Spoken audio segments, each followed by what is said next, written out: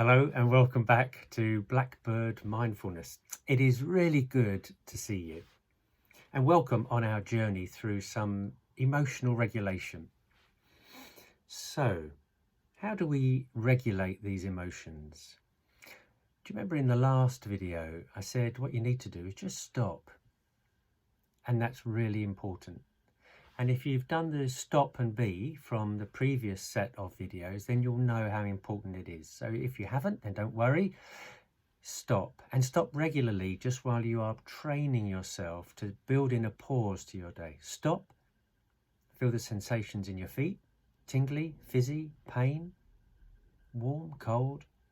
Then feel your belly. Just notice the breath in your belly rising, so your belly expands and contracts, just feel it. Don't think about it, just feel it. And let that go and notice all the sensations in your body. So that's the first thing that I would encourage you to do, and get that as a second nature. Do it 3 or 4 times a day when you don't need to.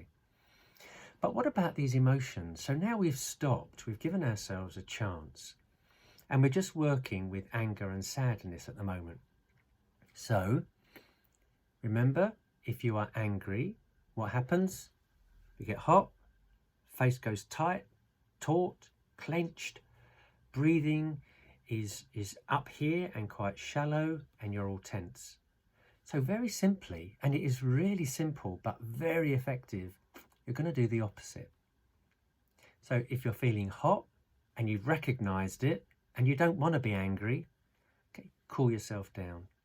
Bit of fanning, splash cold water over your face, bring your temperature down. If you've got a jumper on and you're a bit hot, take it off.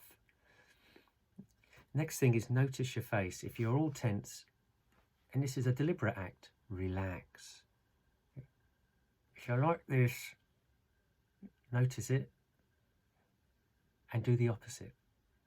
And where your breathing is right up here, then drop your breath and breathe from your belly. So all that means is, instead of breathing up here, breathe all the way down here so that the air goes into your belly. It doesn't, but that's what it feels like.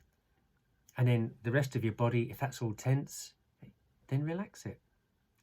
Deliberate attempts to let go. And if you're sad and you don't want to be sad, remember, sadness has a place in life. It's important to be sad at the right times. But if you lost a £1 coin 3 weeks ago and you are still sad and you don't want to be sad over that, then once again, feel your temperature. Are you cool? Well, then warm up a little bit. Are you all floppy? Oh dear. Okay, then just straighten up a little bit. Pull your shoulders back. And how's your breathing? Is it still short? Well, then breathe from your belly. Once again, deep breaths, and keep your out breath a little longer than your in breath. So these are really simple things that you can do. And we've just used anger and sadness, but you don't have to use them. If you've got some other emotion, like fear and anxiety, they go together. Okay, just notice what happens and then do the opposite. And if you are unconvinced at this, even though I am telling you, if you are unconvinced, then just try this. Imagine somebody just come in through your door and you haven't seen them for ages and you're really glad to see them. What do? You get up and then your eyebrows raise like this. Oh, it's so good to see you. And your arms come up. Okay. So can you just imagine that? Now, what I'd like you to do is to greet that person that you haven't seen for weeks on end. But this time, imagine it with your eyebrows not raised. Okay, so your eyebrows are down. Can you go through that process again? Oh, hello. It's nice to... It just doesn't work. Try it. You try it. It doesn't work. So doing the opposite to counterbalance that extreme emotion and to give you some equilibrium. Instead of being up here, equilibrium. Instead of being up here, okay, do the opposite and you've got a much better chance of leveling off.